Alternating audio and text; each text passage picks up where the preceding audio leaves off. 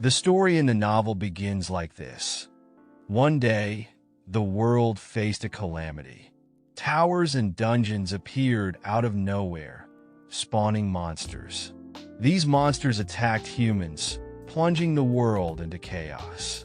The Korean peninsula, in particular, became infamous as a region where dungeons and towers appeared non-stop, and the monster attacks were fiercer than in any other country. It was nothing short of the underworld. But within the darkness, the brightest lights were born. In the novel, these lights were called heroes. Through the power of these heroes, Korea battled monsters and gradually brought the towers and dungeons under control. Using an industry built around the calamity as its driving force, the nation recovered from the crisis. Over time, Korea rose to become a leading global power, rivaling America. It became a nation in the spotlight, where heroes from around the world gathered. As a countermeasure against the increasing number of monsters and dungeons, Korea founded a hero institution using state-of-the-art magic and magical engineering. This academy, known as the Cube, became the place where hero cadets from across the globe, those who had overcome unimaginable acceptance odds, came together. It was also where the hero destined to save the world and his rival existed. That was the story's setting. The creator of this world wasn't God, it was the author. But now, there was a problem. In a roaring coliseum surrounded by confetti, an announcer declared, "First among the first-year cadets, Kim Soo-ho." The world the author had written was unfolding right in front of him. The Cube cadets, Kim Soo-ho. This was exactly like the world he created. What was going on here? Suddenly, he began hearing the thoughts of all the spectators as though he could read their minds. Their voices rang loud and clear. From the VIP box seats, someone remarked, "The students this year are incredible, but among them, Kim Soo-ho is unbelievable for a 17-year-old. Kim Soo-ho. He was this world's main character, the one destined to lead a chaotic world dominated by heroes and monsters. With the traits of an upright hero who upheld justice, he also harbored a secret that no one else knew. And then there was his rival, Shin Jung-hak, second place among the cadets. A fourth-generation heir to the powerful Jinsung Corporation, Shin Jung-hak possessed potential to rival even Soo-ho. However, he was a future villain, a staunch believer in elitism, and plagued by an inferiority complex towards Soo-ho. Later in the story, these two would clash as light and darkness. To see the central characters standing so close to each other confirmed the author's suspicion. He was inside the world of his own novel. But then a question arose. Who was he? If he had created this world, he should at least recognize his character. A tap on his shoulder pulled him from his thoughts. "Why are you spacing out, Chungdong? Did you stay up late again?" someone asked. He turned, confused, and asked, "Are you talking to me?" "Of course I'm talking to you. I don't see any other Kim Chungdong around here," the boy replied. Kim Chungdong? The name was unfamiliar. Was there a character with that name in his story? He couldn't recall writing one. Maybe he would recognize him if he saw his face. On the Jumbotron, his reflection appeared, but there was a question mark over his face. That was when he realized he had become a character he never wrote. His name was old-fashioned. He had no appearance settings, and his presence was barely noticeable. No one even cared that he didn't have a face. He was ordinary, except for the fact that he was a Cube cadet, a character with no meaningful connection to the main plot or its characters. This guy, he's basically just an audience filler. That was the truth. He had become an extra in his own novel. No, he had become a speck of dust within it. One day, an email arrived. The author stared at the subject line and muttered, "What is this?" The email contained a proposal to remake a story he had written. The web novel, The Returning Hero, had stopped serialization over a year ago because he had fallen into a slump. They want to remake something that's been abandoned? He thought, shaking his head. There really are all sorts of unusual people in the world. The proposal stirred a pang of guilt in him for leaving the story incomplete. Believing it was simply a request from a dedicated fan, he sent a reply. He had no way of knowing that this single email would become the catalyst for everything that followed. It had been 2 weeks since the author first woke up in this strange new reality. Washing his face, he gazed at his reflection, or what should have been his reflection. Instead, an unknown face with a question mark stared back at him. By now, he had grown used to it. This isn't a dream, he thought, resigned. This was the world of his novel. The body he inhabited belonged to Kim Chung-dong, a nameless extra from the story. Over the past 2 weeks, he had tried countless methods to figure out how he was transported to this world, who had brought him here, and why. None of his efforts yielded answers. The possibility that he might have to stay in this world for a long time, perhaps even permanently, began to sink in. If the timeline continued beyond where his novel had ended, it would span about 10 more years. The thought of being trapped here for a decade weighed heavily on him. 10 years, he muttered bitterly. Stuck in a novel I didn't even finish, laughing with kids still in their teens. He had a life back in the real world. He didn't want to waste it here, barely surviving. But for now, he had no other choice. To escape, he would need to catch up with the main storyline. If he could reach the midpoint of the plot, the last part he had written, he might be able to figure out what lay beyond. With no better plan, he resolved to live in this world for the time being. And to do that, he needed to go to school, the Cube. The Cube was an artificial island located in the Eastern Sea, home to approximately 50,000 people, including preliminary hero cadets. It was a city built by the combined talents of magic users and engineers from around the world. The existence of the Cube was one of the reasons Korea was considered a global powerhouse. At the heart of the Cube was its hero training school, the main stage of the novel's events. Even among hero candidates with extraordinary abilities and talents, only a select few elites were admitted. Kim Chung-dong, the body's original owner, was one of those cadets. Though the author didn't know what abilities Chung-dong possessed, he hoped they would be enough to survive this perilous environment. Classes at the Cube were the story's focal point. It was here that antagonists, villains, sidekicks, and rivals emerged. And it was also where the protagonist resided. Soon, cliques would form, leading to countless complications. The author sighed, thinking about spending 10 years with these characters, especially with no face of his own. He had no idea what to do. Back at the dormitory, he trudged upstairs, exhausted. How did I ever manage to study all day back in high school, he wondered. As he reached his room, he noticed a box labeled Cube Deliveries. He picked it up, carried it inside, and dropped it on his desk. "What's this parcel all of a sudden?" he grumbled. Opening the box, he was stunned to see his computer inside. His eyes widened in disbelief. "Why is this here?" He booted it up. As the machine hummed to life, a message appeared, synchronization beginning. Suddenly, the computer emitted a bright light, engulfing him. The screen displayed text. Kim Chung-dong possesses 54 SP. Synchronization with Kim Ha-jin is starting. The computer began processing information.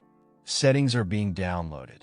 Variables, invariables, talent, mastery, and the chronological order of settings acknowledged. The author stared in shock. This was his setup, the exact details from the settings book he had created for the novel. Who sent me this? He wondered, panic rising as the synchronization reached 99%. The computer shut off. A final message appeared. Unique authority. Setting intervention acquired. At that moment, the author's form began to crack and shatter. A new face emerged. The screen declared, Kim Chung-dong has been turned into Kim Ha-jin. All stats have been reset due to synchronization. The author, now Kim Ha-jin, stared at the reflection in disbelief. Synchronization complete. When Kim Ha-jin looked into the computer screen, he realized the face staring back was his real face. Surrounding the screen were blue status windows, leaving him confused. Recognizing what was happening, he identified it as an enlightenment, a phenomenon in this world that occurs when one surpasses their limits. Enlightenment allows individuals to see their talent, skills, abilities, and values, enabling them to grow stronger through far more efficient methods. In simple terms, it unlocked his status window. As Kim began to examine his talents and stats one by one, two entries caught his attention: synchronization and initialization. He didn't know what they meant, but he suspected they were why he no longer had a question mark for a face. However, he also noticed his stats had drastically decreased compared to before. In exchange, he had been granted points to distribute. Next, he turned his focus to setting intervention, a unique authority granted to him. This wasn't something he had written into the original novel. According to his description, it allowed him to gain more story points based on Kim Ha-jin's importance in the world. He began to suspect the main reason he had received this laptop and strange ability was to interfere with the world story. While pondering this, a glowing status window appeared, revealing that locked information would only be unlocked once the main story ended. Frustrated, Kim realized that if he wanted a hint about returning to his original world, he would have to comply and interfere with the narrative.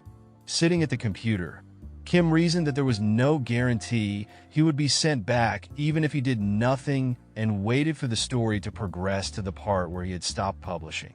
Even if the unlocked information wasn't the answer he sought, getting involved with the main characters might still reveal a clue.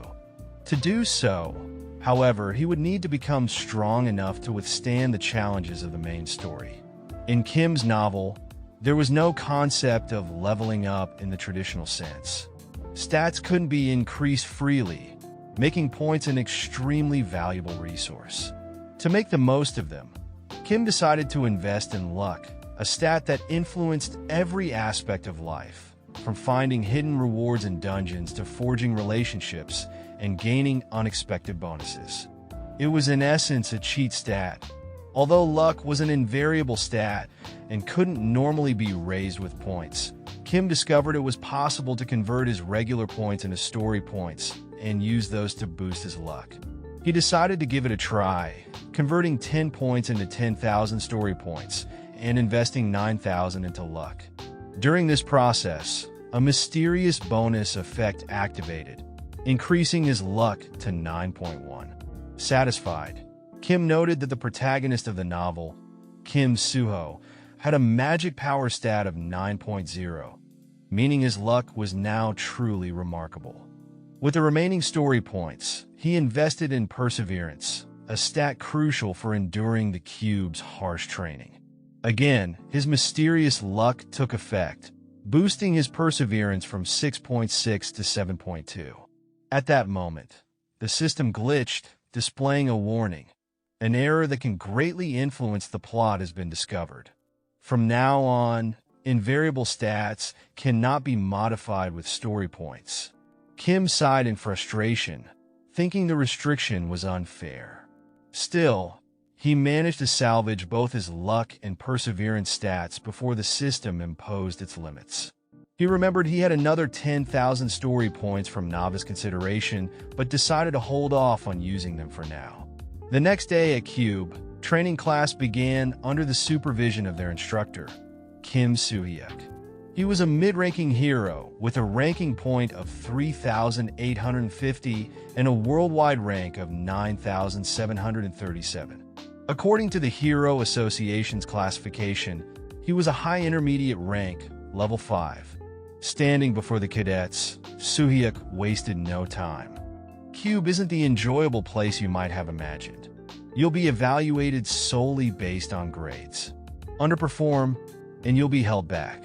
Statistically, less than half of you will graduate without repeating a year. This is a facility for nurturing heroes, and you will be judged by exacting standards. Without further delay, he instructed the cadets to follow him to the weapon armory. With a handprint, he unlocked the massive doors, revealing an array of gleaming weapons, swords, axes, spears, and more. The students stared in awe, but Soo-hyuk barked, "Don't just stand there. Pick your weapon. Once chosen, you won't be able to exchange it for 6 months, so think carefully." The main characters selected their weapons with little trouble. Kim Soo-ho, the protagonist, chose a sword. A green-eyed girl with long hair picked a bow, while a blonde girl with yellow eyes opted for a rapier. Other students selected whips and gauntlets. When it was Kim Ha-jin's turn, he hesitated. He knew his stats were too low to handle the standard weapons. Even if he worked to raise his stats, the results would never justify the effort required. He needed a weapon he had experience with from his original world, one that required minimal adaptation. Finally, he made his choice. The other cadets stared in confusion, and even Soo-hyuk was taken aback. "Are you sure about this?" the professor asked, raising an eyebrow. Kim Ha-jin held up his selection with confidence, a gun. The entire class was stunned by Kim Ha-jin's choice of weapon. Professor Kim Soo-hyuk raised an eyebrow and remarked, "Didn't you use a sword back at the military academy?" Kim Ha-jin responded calmly, "I decided to make a change after coming to Cube." The professor narrowed his eyes at him, his tone sharp but controlled. "Every decision you make here is your own. Whether it's right or wrong, you'll bear the full responsibility. Don't ever forget that." Kim Ha-jin remained unfazed by the warning. Around him, he could hear the murmurs and thoughts of his classmates. Their words were full of disbelief and condescension. What's he thinking? Why would anyone choose a gun here? Kim Ha-jin scratched his head, confused by their reactions. To him, the gun was still a perfectly valid weapon in this world. For ordinary civilians unable to handle magic power, guns were commonly used. The most frequently used ammunition type, magic bullets, imbued with mana, offered far greater destructive power than standard metal bullets. However, the gun was shunned in Cube for 2 clear reasons. First, no matter how strong its wielder was, the weapon's destructiveness had an upper limit. Second, the gun's history was too short. In a world where myths and legends came to life, weapons tied to ancient stories and artifacts held immense power. The deeper the history and grandeur associated with a weapon, the higher its rank. Cadets at Cube overwhelmingly preferred traditional weapons, trusting their skills and the latent power of legendary armaments. Even when they hit their limits, the weapons themselves could help them surpass those boundaries. But Kim Ha-jin dismissed these concerns. "That's not my problem." He wasn't the protagonist of this story. He'd never even held a blade before, so there was no point in trying to compete with the other cadets in their specialties. For him, the gun was the most practical choice, something he could wield immediately. Additionally, its uniqueness would help him stand out, earning valuable story points. With his weapon selected, it was time to gain his talent. In this world, a talent was a person's specialty, an innate ability that defined their potential. Most people received only one talent, but rare exceptions existed, like the protagonist Kim Soo-ho, who possessed both an active and an inactive talent. One of these was the legendary sword Sane ability. Elsewhere, in the training room, Kim Soo-ho greeted Chai Na-yin. "Are you training here too?" "Why else would I be here?" she retorted, her tone curt. Kim Soo-ho smiled. "There weren't many people after class, so I figured I'd stop by. By the way, our class has another sharpshooter now." "Oh, you mean that nobody?" Chai Na-yun's face twisted into a disgruntled frown. "Why are you so bothered by him?" Kim Soo-ho asked. She scoffed. "You can't even call him a sharpshooter with a range of less than a kilometer. He's probably already given up on becoming a hero. He's just biding his time." hoping to avoid a dropout on his record. Kim Suho frowned. That's a harsh assumption. You shouldn't say things like that so lightly. Her expression faltered for a moment before she snapped back. Don't tell me what to do. If you're not training, then get out of here. Meanwhile, Kim Ha-jin, completely unaware of their conversation, scratched his ear as if sensing someone was talking about him. His thoughts returned to his talent. Since he wasn't the protagonist, he knew how crucial talents were for survival. With 10,000 story points available, he couldn't waste this opportunity. He decided on something simple yet effective: Master Sharpshooter. This talent specialized in long-range weaponry and was applicable to various tools, not just guns but also bows and other ranged weapons. Using 10,000 story points to write the talent, it automatically adjusted to an intermediate rank ability with a spirit attribute. Although modest at the start, the talent was evolving, meaning it could grow stronger over time. Satisfied with his choice, Kim Ha-jin felt a little more prepared. With a weapon and a talent in hand, he was confident he could survive until the end of the main story. The following day, during a lecture on dungeon theories in the Cube Auditorium, Kim Ha-jin thought about how the world had expanded beyond the sparse descriptions he had written. What had once been a few vague lines was now a fully realized textbook. If the characters knew about this, they'd probably cry from envy. Thanks to his talents, observation, and browsing, Kim Ha-jin had no trouble with the class. Observation allowed him to gather detailed information on anyone in his field of vision, including their smartwatch data. Browsing let him access the timeline settings directly from his Retina's notebook-like interface. Meanwhile, Chai Naeun, clearly uninterested in the lecture, suddenly burst out. Why do we have to learn this? Isn't practical training enough? Before anyone could respond, the door swung open, and a cadet rushed in, shouting, "Class Veritas, head to the square in 20 minutes for practical training." The announcement brightened Chai Naeun's mood. "Finally!" she exclaimed, her earlier boredom replaced by excitement. Most of the other cadets shared her enthusiasm, but Kim Ha-jin silently dreaded what was to come. In the square, Professor Kim Soo-hyuk addressed the class. "Today we'll form teams. Each team will consist of 4 members, 2 warriors, 1 sharpshooter, and 1 support. These teams will remain the same until the midterm exam. The distribution is balanced, pairing high and low-ranking cadets together. Now, check the board for your assignments." Kim Ha-jin's eyes widened as he scanned the list. To his dismay, he was placed on the same team as that guy. The author grew uneasy upon realizing that he had been placed on the same team as Yuyona. In the world of this novel, key characters close to the protagonist either supported or opposed him, driving the story forward. Among these characters, Yuyona stood out as particularly special. As the main inheritor of Korea's top guild, Essence of the Strait, and the successor of a prestigious household, Yuyona wielded immense influence. At the beginning of the novel, she opposed Kim Suho, the protagonist, but gradually became one of his most reliable allies. The author understood her significance.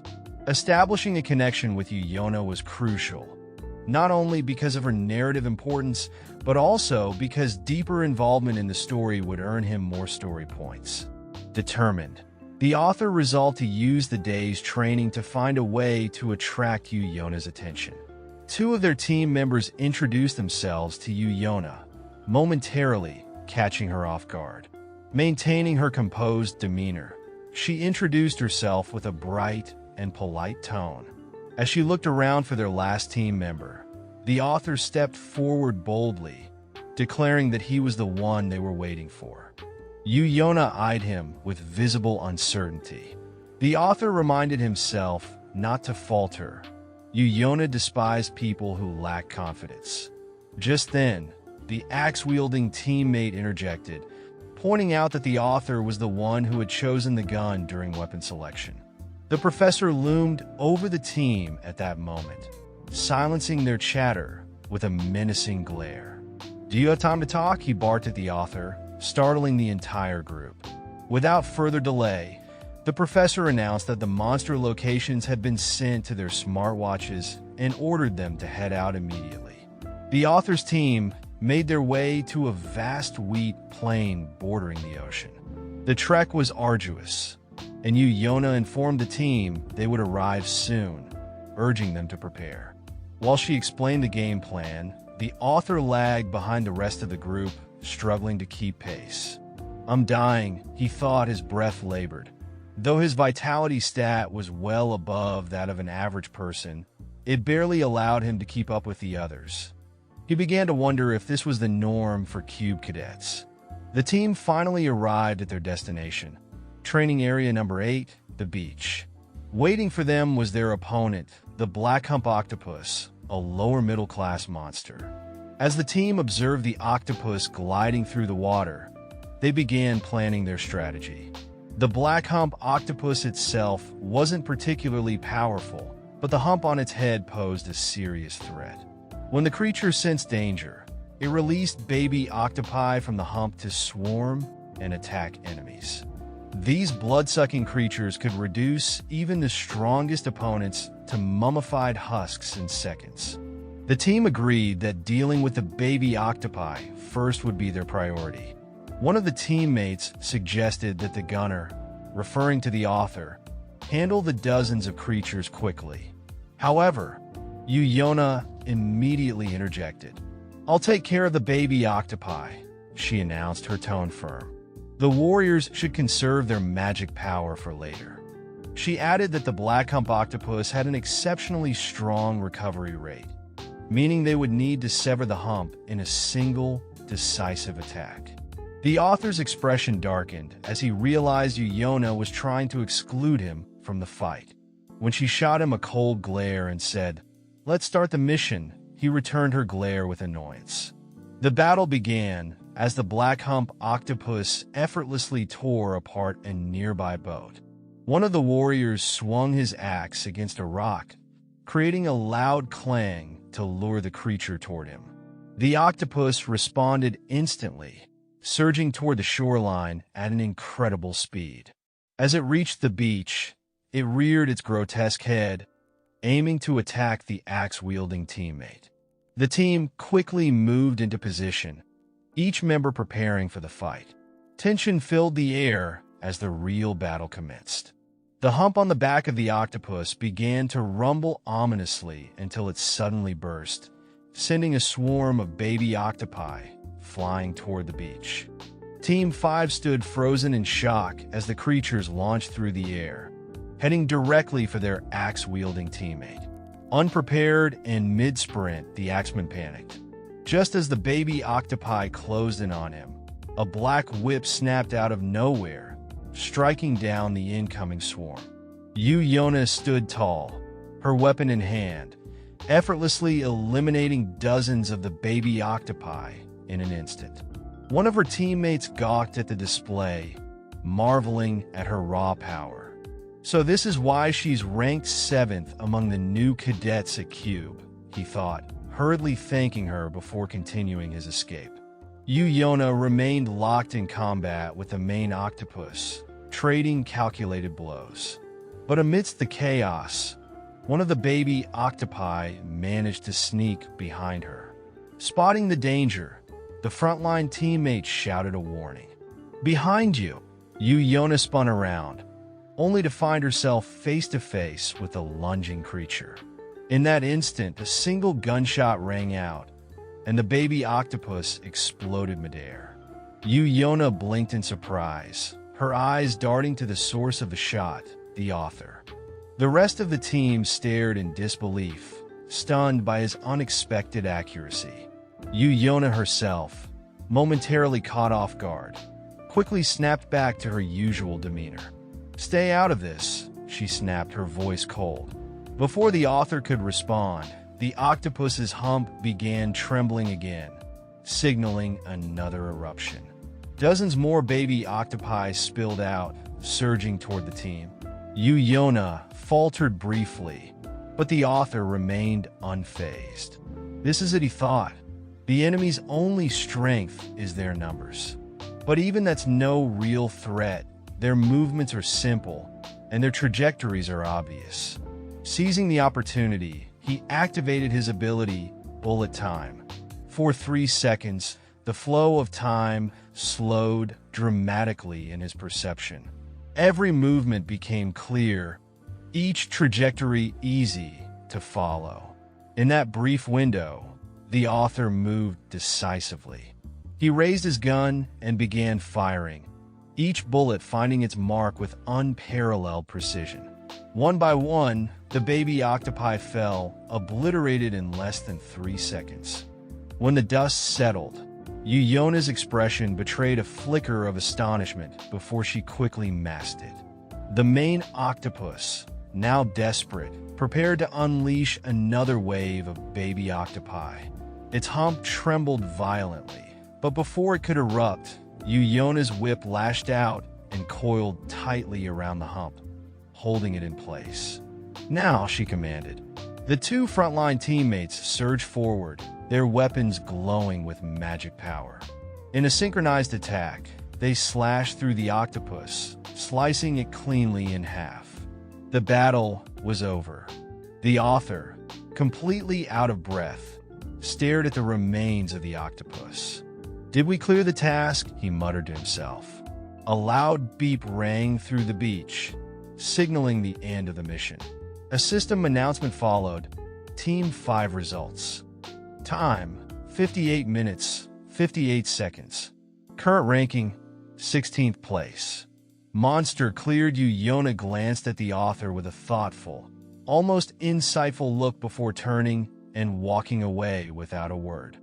Yu Yona was livid when she saw her team's ranking, 16th place.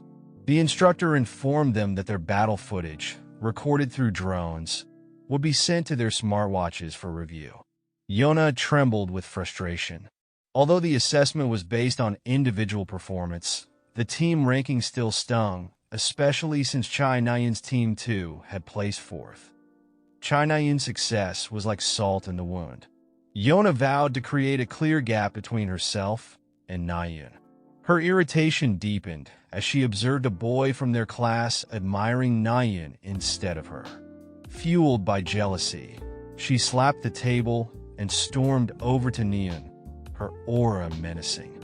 Yet when she approached, she masked her feelings behind a bright, cheerful demeanor. "How did your team do in the practical?" Yona asked sweetly. "We came in 4th. Nyan replied nonchalantly, "But it's a shame. I really wanted to beat Rachel and Jonghak." Yona feigned composure, even as she seethed inside. "Oh, we ranked 16th, she said, her tone light, though the reality gnawed at her. "That's amazing, considering you had a gunman on your team," Nyan said with a smirk. "It would have been so much better if he wasn't holding you back." Yona hesitated.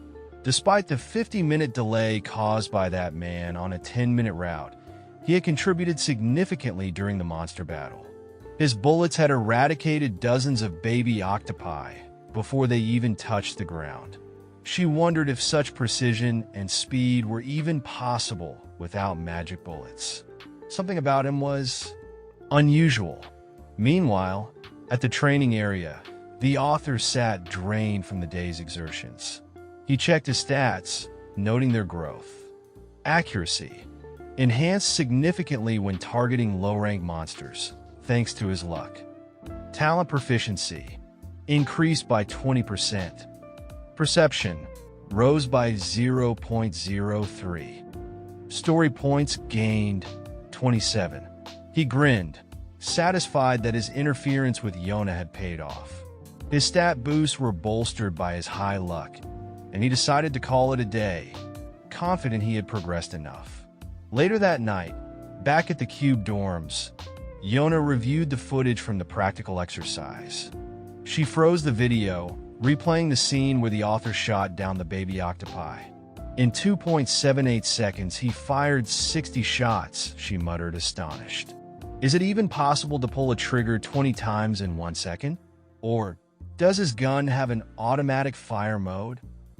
She recognized his extraordinary agility, but noted his volatility was lacking compared to other cadets. The sudden switch from a sword to a gun only added to her suspicions. She wondered why she didn't remember seeing him at the Military Agent Academy. Her thoughts were interrupted by a message from Jong-hak. "Jong-hak, what are you doing?" Her expression brightened. She replied, "Analyzing my footage." "Jong-hak, always doing boring stuff. Why not relax for once?" "Yona, I'm inheriting the guild. I need to scout talent early." "Jong-hak, your team doesn't have talent. They're all trash." "Yona, what about the gunman?" She chuckled at his response, finding his curiosity cute. "Jong-hak, maybe he just got lucky." Yona couldn't shake the thought. Was the author truly lucky, or was there more to him? At the Creator's Sacred Grace Guild headquarters, Deputy Guild Master Yun Sung-ah reviewed footage of the Cube cadets.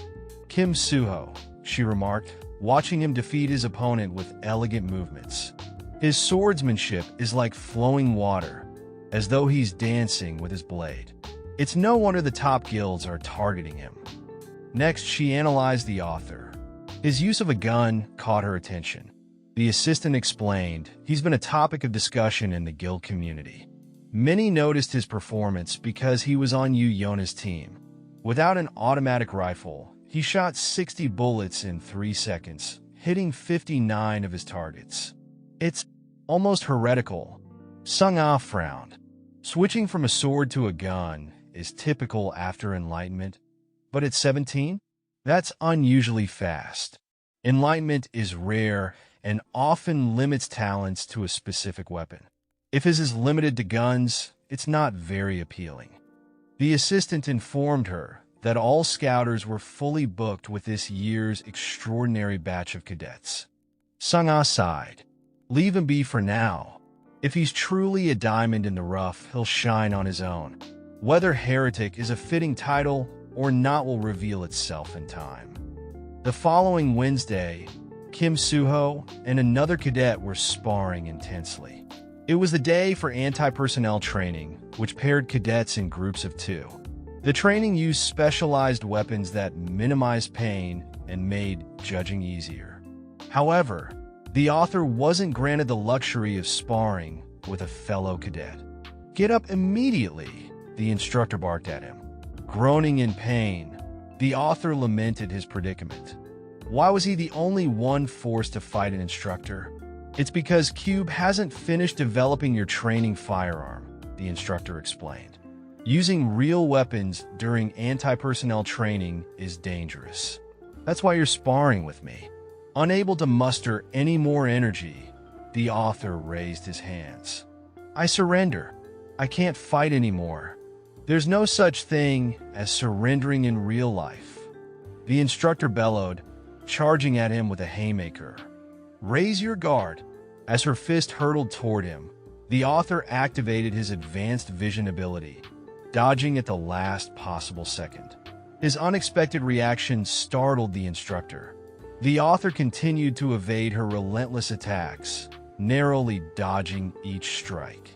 The instructor observed his movements, thinking his posture is garbage, but somehow he's keeping up with me. He's following my attacks with his eyes. This was thanks to the author's 1,000-mile eyes, a skill that allowed him not only to see distant objects, but also to vaguely predict his opponent's movements. However, seeing an attack coming was only half the battle. Dodging it was up to him. The other cadets watching from the sidelines snickered at his awkward, jumpy movements. "He looks ridiculous," one of them jeered. Despite the humiliation, the author earned 40 story points from the interaction. After training, the author grabbed a soda from the vending machine. Exhausted, he noticed Yona walking past with a duffel bag slung over her shoulder.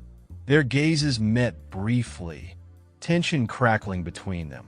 "She's exactly how I wrote her," the author thought, a grin tugging at his lips. Perfect opportunity to test something out. "You, Yona," he called out, tossing her a soda. She caught it with ease but frowned. "Are you trying to start a fight?" Confused, he scratched his head. "No, I just wanted to thank you for carrying the team last time. Thought we could get along." This was a calculated test. If being indulgent to background characters earned him 40 story points, what could he gain from engaging with a main character? Yona's expression hardened. "Drink it yourself. And don't talk to me so casually. I never gave you permission to do so. Consider this your first warning." She turned and walked away, but something felt off. Pausing, she checked her bag. Her eyes narrowed when she spotted the soda can nestled inside. "That idiot," she muttered, tempted to toss the can into the trash. But after a moment of hesitation, she sighed. The soda didn't do anything wrong. From a distance, the author smirked. He knew her character's setting better than anyone. Yona secretly loved junk food, cola, ramen, hamburgers, but her image-conscious nature prevented her from buying such things openly. Even small pokes at her character's setting won't yield many story points, he mused. I need to squeeze myself into the main story. The author's thoughts shifted to the upcoming Jin attack on the National Weapon Museum. Jins, individuals who had traded their souls to devils in exchange for power, were spread across the world, enacting the devil's will. This incident would be an assassination attempt on a prominent figure at the museum. However, the plan would fail thanks to the main cast, who coincidentally happened to be there viewing the exhibits. This event would highlight Kim Suho's abilities and draw the interest of other main characters. The author saw an opportunity. Early in the story, Jins weren't especially dangerous, making this a perfect chance to integrate himself into the narrative. But how do I get into the museum? He wondered, lost in thought. His musings were interrupted by an instructor's shout. Lessons are over. Return to the dorms. Packing his laptop, the author prepared to leave. Suddenly, the screen flickered and glitched. Amid the distortion, a message appeared addressed to him. At Cube, clubs are considered scholastic activities, essentially small organizations run by cadets. They span various interests, including academics, martial arts, hands-on experiences, and numerous hobbies. With over 100 clubs, there's something for everyone. Beyond personal growth, clubs serve as social platforms for cadets to build connections. This particular day, the author was participating in one of these clubs. At the Cube Gate, a cadet named Oh Han Hyun was introducing new participants to the Healing Rain Travel Club, a group he presided over. Han Hyun surveyed the fresh faces before him, recognizing the exceptional talent among the new members. The thought of managing such capable underclassmen made his stomach churn. Han Hyun explained once again the club's purpose. Our primary objective is rest, he said. Using portals, we travel outside Cube once or twice a month. Today, we're heading to Seoul for group socialization. The author listened, recalling how this trip to Seoul played out in his novel. It was designed as a free-form activity where participants could pair off and explore as they pleased. For him, though, the real goal was the National Weapon Museum, where the first major storyline would unfold. His plan was to accompany the main characters heading there and seamlessly integrate himself into the narrative. When it came time to draw lots to determine partners, the author was indifferent until Yona pulled his name from the box. Both looked equally shocked and disinterested at the pairing. Once at the museum, Yona turned to the author with a condescending glare. "Let's go our separate ways," she said curtly. "Agreed," he replied cheerfully. Before walking off, she paused and added, "And don't speak to me informally again. This is your second warning. There won't be a third." "Yes, ma'am," the author said, suppressing a smirk. The author entered the National Weapon Museum, which housed Korea's largest weapon replica exhibit. As he wandered the halls, he noticed Nayan admiring a bow in one of the glass cases. Not far away, he spotted Kim Suho, the protagonist of his novel, studying a different display. The author approached Suho. "Are you looking at the seven-branch sword?" he asked casually. Suho blinked, momentarily forgetting the author's name. "All right, you're the guy who chose the gun. Didn't expect you to join the travel club, too." The author silently noted Suho's striking appearance and charisma, thinking back to the readers who had criticized him for making the protagonist too unrelatable. "You're strong and handsome," he mused inwardly. Suho offered to check out the gun exhibit together, but the author declined, knowing there wouldn't be enough time. At that moment, a loud crash echoed through the museum as the ceiling began to crumble. Pedestrians froze in shock, staring upward. The intercom blared. "Warning! Warning! Monsters have appeared outside the museum." The announcement repeated, but the voice turned panicked, ending in a horrified scream. Chaos erupted as visitors pushed and shoved, desperate to escape. Even children were caught up in the frantic crowd. Seizing the moment, Nayin smashed the glass case, holding the bow she had been admiring, and armed herself. Spectators and Suho stared at her in disbelief. "Calm down," she shouted. "The hero assigned here will arrive soon. If you go outside, you'll just become monster feed." Breaking the case triggered the museum's theft alarm, activating blockades that sealed off exits. Nayin turned to Suho. "Grab a weapon. We'll hold out until help arrives." As tension mounted, the sound of heavy footsteps echoed. A man dressed in all black with a menacing aura emerged from the crowd. "There's already one inside," he said with a smirk. The author recognized the figure as Lucius's dog, a Jin villain he had written to serve as growth fodder for Suho. The Jin charged, black mist swirling around his claw, and lunged at Nayin. Glass shattered, and in an instant, Suho flash-stepped behind the Jin, ready to finish him with a single strike. It's just like the novel, the author thought, watching intently. But the Jin swatted Suho aside effortlessly, slamming him into a pillar and leaving a crater. The author's eyes widened in shock as he watched Suho's body slump to the ground. "What's going on?" he thought, unable to comprehend the unexpected turn of events. The author stared at Suho's crumpled body on the ground, a sense of unease washing over him. Something was wrong. This wasn't how the story was supposed to unfold. In the novel he had written, the heroes would struggle briefly at the start, but ultimately gain the upper hand when Suho revealed his strength and overwhelmed the enemies. "Nayin!" Suho coughed, blood spilling from his lips as he tried to rise. Nayin screamed his name in panic, rushing to his side. The author, observing from a distance, asked if Suho was all right, though he could clearly see the protagonist was in poor condition and needed time to recover. The Jin, undeterred, advanced toward Nayin and Suho with predatory intent.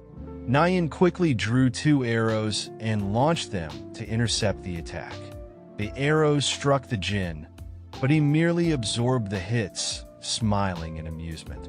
Confused but determined, Nayin fired another volley, only for the Jin to brush them off with ease. Gripping her bow tighter in frustration, Nayin realized the Jin wasn't using any special ability to nullify the arrows. He was simply enduring them with sheer grit. The Jin laughed mockingly, and the author's heart sank. He could see what was coming. "Get away from him!" the author yelled at Nayin, panic rising in his voice. The Jin lunged, aiming a strike directly at her face. At the last moment, Suho sprang to his feet, landing a flying kick to the Jin's face and forcing him back. "You alright?" Suho asked Nayin, his breathing ragged. "Shouldn't I be asking you that?" Nayin shot back. Before they could exchange more words, the Jin growled and lunged again, forcing Suho to block with his blade. The black mist surrounding the Jin coalesced into the form of a snarling dog, its fangs snapping menacingly at Suho's neck. Suho grimaced, thinking to himself that his body wasn't used to this new strength. The Jin's relentless assault continued. A powerful punch sent Suho crashing into the ground, barely holding off the dog's fangs. Seeing Suho in peril, Nayan fired 3 arrows into the Jin's back, momentarily throwing him off balance. The Jin turned toward Nayan, his eyes gleaming with predatory hunger. The mist shifted and surged toward her, forming fangs that grabbed her face and slammed her into the wall, pinning her there. The author watched in horror, realizing that someone would die if this continued. He shouted at the panicked pedestrians to flee. As he surveyed the chaotic scene, doubt gnawed at him. This was supposed to be the world of his novel. So, why were the events unfolding differently? He forced himself to calm down. Pulling out his laptop, he accessed the system that allowed him to alter the novel settings. His hands trembled as he unloaded his pistol, the belt clattering to the floor. These bullets are useless, he thought, recognizing their low destructive power. Even if he increased their potency, they wouldn't be enough to deliver fatal damage. But if the foundational rules of the world he wrote remained intact, he had another option. Using the laptop, the author altered the attributes of the mana bullets, increasing their destructive power and changing their element to light. The modification cost him 104 story points, but he made the change anyway. After saving the settings, he loaded his pistol, determination hardening his resolve. He thought about the reason this world required so many heroes. The diversity of attributes and synergies allowed individuals to overcome even vast differences in power. Taking aim at the Jin locked in combat with Suho, the author steadied his hand. Darkness. Light is the answer, he thought. Suho, get out of the way, he shouted. Suho reacted instantly, dodging to the side. The author fired a single shot, a bullet of radiant white light streaking toward the Jin. It hit its mark, exploding on impact and bathing the room in blinding light. In that moment, the bullet blasted off the Jin's arm, causing him to scream in pain. The severed limb fell to the ground, and with it, Naeun, who had been pinned against the wall, dropped to the floor. This gave Suho the opportunity he needed to charge up his blade. The author thought to himself that the broken gun at his feet had bought more than enough time. Weary and exhausted, he glanced at Suho, waiting for confirmation. Suho cloaked himself in a greenish-blue aura, preparing his blade. He locked eyes with the Jin, who was momentarily caught off guard. The Sword Saint's magic, a power that could cut through anything, surged within Suho. In an instant, he slashed through the Jin like a hot knife through butter. The Jin cried out in agony, defeated by Suho's overwhelming strength. Both Suho and Naeun were on their last legs after the battle. Suho approached Naeun to comfort her, but she slapped his hand away. The author, watching, remarked that she would be fine and that her older brother would likely come to console her soon. He knew this, of course, because he wrote the novel. It hadn't happened yet, but he was sure it would. But in that moment, both Suho and Naeun shot him a chilling glare. Naeun trembled as she asked what he had just said. Before the author could answer, she vomited, and Suho, despite the grim situation, tried to comfort her again.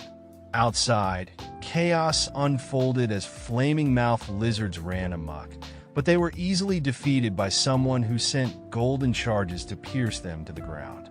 The Vice Guild Master observed the aftermath, noting that the situation had nearly come to an end. An ambulance arrived to report that the emergency outside the museum had been handled. The Vice Guild Master, relieved, wondered what was happening inside. The paramedics explained that a Jin had been taken care of, and there were 3 cube cadets inside. The Vice Guild Master immediately inquired about who the cadets were. The paramedics mentioned Naeun and Suho, But before they could finish, the Vice Guild Master's eyes widened, and she rushed toward the scene. She thought to herself how lucky she was to have a chance to meet Suho in a place like this. She considered what she should say when she saw the author exiting the building. This was perfect timing. The author, looking up in shock, was greeted by the Vice Guild Master, who inquired about Suho's location. Before she could finish her question, the author cut her off, telling her that Suho was inside. The Vice Guild Master thanked him and proceeded to leave, but then stopped, suddenly wondering how he knew she was looking for Kim Suho. Sitting on a nearby bench, the author looked pale, his heart pounding. Talking to the Vice Guild Master had rattled him. He wondered if this situation was somehow tied to the changes in the main story. He opened his laptop to make sense of things. A foreign character, Ken Hagen, had entered the story, but the author dismissed him as insignificant. Everything had been progressing without issue, so he assumed it wouldn't matter. But then it hit him. This world wasn't just based on his original novel, it was a remake. The events were shaped not only by his writing, but also by another person's input. If that was the case, it made sense why things weren't unfolding as he had predicted. With a shiver, the author realized that the predictions he had made about this world might now be useless. Suddenly, a new message appeared on his screen. There is one flaw. The protagonist and the characters around him never encounter real danger. If this continues, readers will tire of such predictable, boring repetition. As a result, a stopgap measure has been implemented. For now, enemy levels will be increased, even if it leads to chaos. The instructor called over Kim Suho and Ha-jin, having heard the gist of what had happened. He told them he would ask for specifics later, and for now, they should return. Suho asked about Nayun's condition. The instructor informed him that she was taking sick leave to be with her family, and then told the two of them to head back to the cube as well. As the instructor walked off, Suho and Ha-jin stood in silence. Suho asked Ha-jin about earlier, specifically why he had said something like that to Nayun. The author was confused by the question, but Suho clarified, asking about the comment regarding Nayun's older brother. As the author tried to explain why the comment was made, another message appeared. A point of criticism. The author didn't know anything about her older brother. Suho asked if the author was pretending not to know, to which the author confirmed he really had no idea. Just then, Suho suddenly winced from a sharp pain. He dismissed the discomfort, saying they could talk about it later. The author, reading through his settings, learned that Nayun had ranked 4th overall at the Military Agent Academy and was currently enrolled in the Hero Realization Facility at the Cube. Her family included her father, Shin-hyuk, and her brother, Jin-yoon. As the author reviewed his settings, he was confused. Everything seemed to align with his previous writings, so he couldn't understand the reaction from Suho and Nayun. That is, until he saw a headline that shocked him. It was about something called Operation Fire Spark. He quickly read the details. Fire Spark had been a Jin suppression operation, marking the first time that Jin-yoon, the main character's assistant, had earned his laurels. Nayun, only 13 at the time, had been extremely proud of her older brother, who had become a hero, or at least, that was how the author had originally set it up. Then, another message appeared. In the original work, Jin-yoon was Nayun's reliable older brother and Suho's assistant. However, it was deemed that the main character had too many assistants. The setting has been changed as follows. For years ago, Jin-yoon, after being appointed as a hero, was involved in an accident on his first deployment. He received a demon's brand and has since become a demon seed.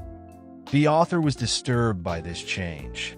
He read a news report which described how, around 1 p.m. that day, a horde of monsters had appeared at the center of Seoul. The monsters had injured about 50 civilians and killed 7. Among the chaos was Yoon Sung-ah, vice leader of the guild Essence of the Straight, and others. In that moment, Nayun, sitting in a hospital room, turned off the radio, her mind reeling as she wallowed in her thoughts. She curled into a fetal position until her father entered, shouting her name. Surprised to see him, she asked about his work, but he reassured her that work wasn't important right now. Her health and well-being were far more crucial. He continued to ask if she needed anything, and she told him she was fine, questioning why he had come all the way there. He took her hand and said that he was deeply worried about her. Nyan asked if she could go visit her older brother before being discharged, to which her father agreed. The author noted that demons, powerful beings from another realm, could brand humans and turn them into demon seeds. These seeds would undergo an incubation period, eventually blossoming into strong demons. In the author's original setting, this incubation period lasted 5 to 6 years, meaning half the time had already passed. Realizing the urgency, the author concluded that there was only one solution. He needed to kill Jin-yoon before the demon inside him awoke. But then he wondered who could carry out such a task. He understood the challenge. No mercenary would accept a request to kill the fourth son of a powerful family, and with no visible signs of the seed budding, no one would take action against it. The author knew that it would be impossible for Suho to defeat a fully blossomed demon. Even if all the active heroes were mobilized, some would undoubtedly be sacrificed. That's why it couldn't happen, not like this. These heroes needed to grow stronger for the later parts of the story. The author trembled as he came to his grim conclusion. He would have to be the one to kill Jin-yoon. Meanwhile, Nayun, speaking to her unconscious brother, reflected on her first encounter with a jinn, realizing how close she had come to death. She questioned how a normal cadet was supposed to injure such a powerful creature. Her thoughts turned to the author's comment, and she stopped herself, anger bubbling up at the memory of his horrendous words. A hospital attendant notified her that visiting hours were over. She said goodbye to her brother, leaving the building sulking. As she walked away, she couldn't shake the anger over the comment the author had made. She bit her lip, vowing to get back at him. Thanks for tuning in to No Limit Recaps. If you enjoyed today's recap, smash that like button, subscribe, and hit the bell icon to avoid missing any of our future videos. If you want this manhwa's next part, drop it in the comments. Got a favorite manhwa or a series you want me to cover next? Drop it in the comments below. Your suggestions keep this channel growing. You can also join our Discord for more updates, sneak peeks, and manhwa discussions. Until next time, stay limitless.